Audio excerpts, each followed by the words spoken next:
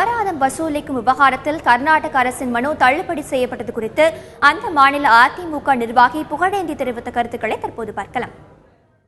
அதாவது இந்த வழக்குல முதன்மை குற்றம் சாட்டப்பட்ட ஜெயலலிதா மறைந்ததை ஒட்டி அவர் மீதான குற்றச்சாட்டை அபேட் பண்ணி அவரை நீதிமன்றம் அவருக்கான தண்டனையை கொடுக்கல.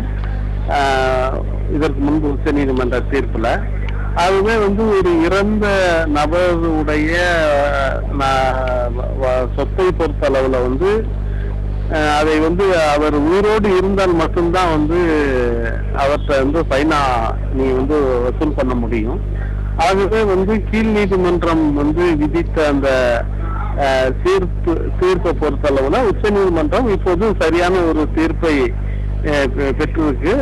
அதே நேரத்துல இதுல முக்கியமா கவனிக்கப்பட வேண்டியது என்னன்னா, உச்ச நீதிமன்றம் இந்த வழக்குல முதன்மையான குற்றவாளியான ஜெயலலிதாவே மறைந்த பின்பு அந்த வழக்குல இருக்கக்கூடிய மற்றவர்களை, அதாவது அரசு ஊழியர் அல்லாதவர்களை தண்டனை கொடுத்தது என்பது ஒரு ஒரு தவறானது என்று சீனியர் வழக்கறிஞர்கள்லாம் சொல்றாங்க. ஆகவே அதையும் மறுபரிசீலனை செய்யணும் அப்படின்றது எங்களுடைய கோரிக்கை.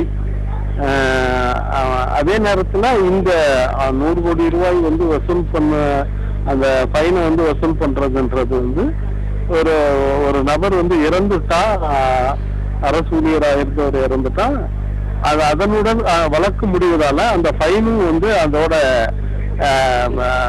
ரத்து செய்யப்படுகிறது. அதனால இந்த தீர்ப்பு சரியானதுதான்.